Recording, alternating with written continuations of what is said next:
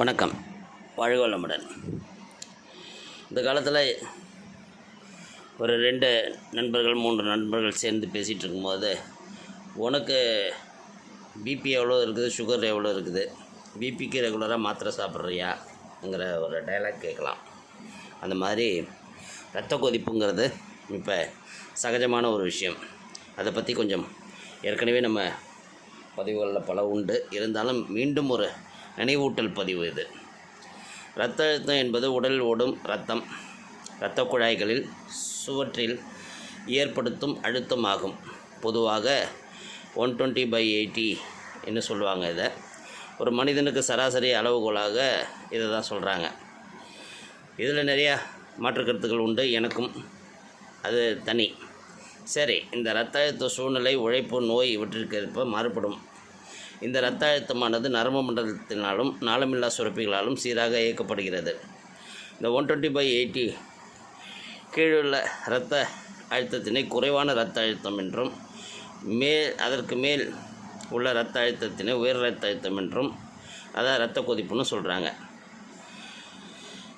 சிலருக்கு பல காலமாக தொடர்ந்து இருக்கலாம். தொடர் இரத்த அழுத்தம், இருதய பாதிப்பு, பக்கவாதம் போன்ற பாதிப்புகளுக்கு காரணமாக அமைகிறது. இன்றைய நாகரிக வாழ்க்கையில் உயர் இரத்த அழுத்தம் ஒரு முக்கியமான காரணமாக இருக்குது. நாகரிக வாழ்க்கை தான்.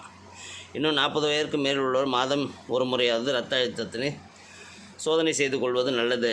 அநேகருக்கு இரத்த அழுத்த பாதிப்பு ஆரம்ப காலத்தில் ஒரு சைலண்ட்டாக இருக்கிற ஒரு பிரச்சனையாக இருக்குது. முறையான இரத்த அழுத்த அளவு 120/80. உயர் இரத்த அழுத்த அறிகுறி 120லேருந்து 139, 80லேருந்து 89ன்னு சொல்கிறாங்க. இதை உயர் இரத்த அழுத்தத்தோட முதல் நிலைன்னா 140 to 159, 90 to 99. உயர் இரத்த அழுத்தத்தின் இரண்டாவது நிலைன்னா 160, 100 சொல்கிறாங்க. முறையான இரத்த அழுத்தம் இல்லையெனில் உடனடி மருத்துவ சிகிச்சை பெற வேண்டும்.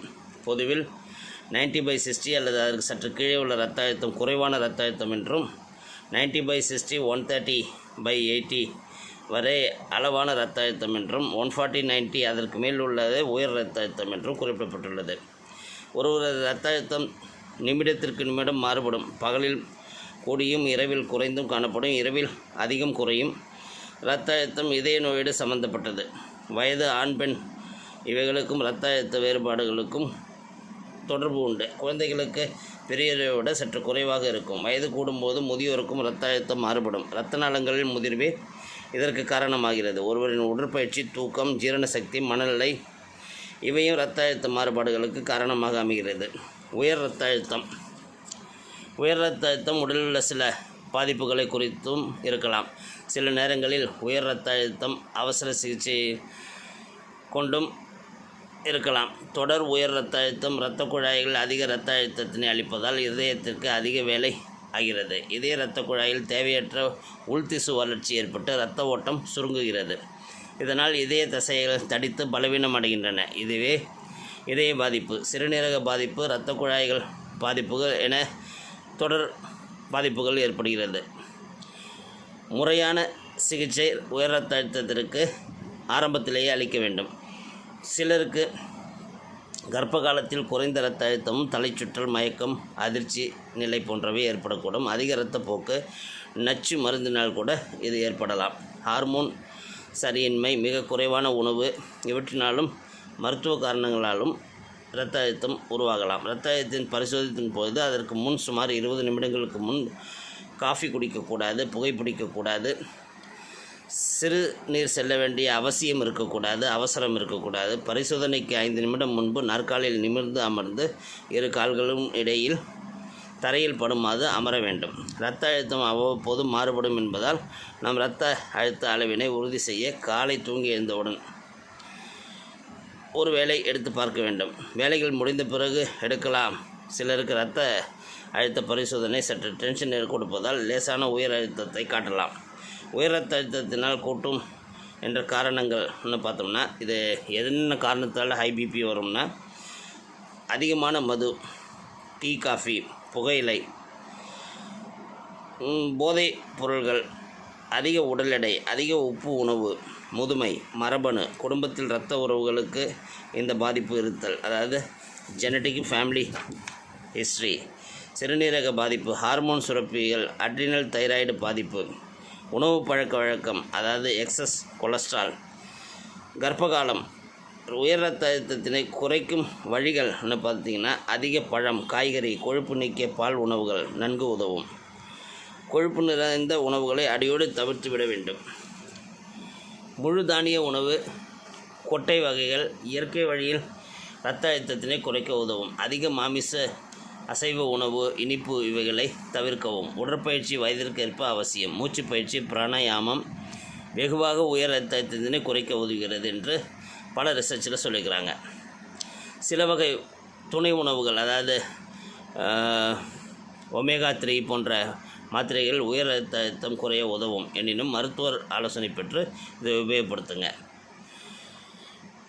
மனம் போனபடி மருந்தினை கூடுதலாகவோ குறைக்கவோ நிறுத்தவோ கூடாது. தாழ்ந்த அல்லது குறைந்த அழுத்தம் என குறிப்பிடப்படும் போது கீழே இருப்பது ரொம்ப கவனமாக, அதாவது ரத்தம் லோ பிபி ஆகாமல் பார்த்துக்கணும். மருந்து உண்ணும் அளவு சரியாக இருக்க வேண்டும். மன உளைச்சல், உடல் வாகு, மூச்சு வாகு, மருந்து, உணவு இவை குறைந்த இரத்த அழுத்தத்திற்கு காரணமாகலாம். சில மருத்துவ காரணங்கள் இதற்கு இருக்கும். சிலருக்கு கர்ப்ப காலத்தில் லோ பிபி ஆகலாம். இருதய வாழ்வு பிரச்சனை, இதய துடிப்பு கம்மியாகுதல், இருதய பாதிப்பு, இதய துடிப்பு குறைவு போன்றவைகளும் ஹை பிபி ஏற்படுத்தும் வழிகள். ஹார்மோன் பிரச்சனை, உடல் நீர் குறைதல், இரத்த இழப்பு, அதிக அலர்ஜி பாதிப்பு, விட்டமின் B12 சத்து குறைவு, சில குறிப்பிட்ட மருந்துகள் ஆகியவையும் ஐபிபிக்கான காரணமாக இருக்குது. உட்கார்ந்து எழும்போது தாழ்ந்த ரத்தம் ஏற்படலாம். சிலருக்கு, குறிப்பாக வயதானவர்கள், சாப்பிட்ட பிறகு லோ பிபி ஆகிறதுக்கான வாய்ப்புகள் உண்டு. சில நரம்பு பிரச்சனைகள் வயது கூடும்பொழுது ஏற்படும். சில நோய்கள் காரணமாகவும் இந்த உயர் இரத்த அழுத்தம் உருவாகும். பிபிக்கு ஹை பிபியாக இருந்தாலும் சரி, லோ பிபியாக இருந்தாலும் சரி, அதை சரியான மருத்துவத்தை தேர்ந்தெடுத்து நல்ல மருந்துகள் உபயோகப்படுத்தும் போது ரொம்ப விரைவாக குறைவான நேரத்தில் சரி செய்து கொள்ளலாம். இந்த தொடர் மருந்து சாப்பிட்ணுங்கிற தொல்லையே இல்லாமல் நல்ல மருத்துவத்தை நாடி உங்களோட ப்ளட் ப்ரெஷருக்கான காரணங்களை கண்டுபிடிச்சி, அது லோவாக இருந்தாலும் சரி, ஹையாக இருந்தாலும் சரி, காரணங்களை கண்டுபிடிச்சி அதற்குரிய மருத்துவம் எடுக்கும்போது அந்த காரணங்கள் சரி செய்யப்படும் போது உங்களோட இரத்த அழுத்தம்ங்கிறது உங்களுக்கு தேவையான அளவில் இருக்கும். வாழ்க வளமுடன்.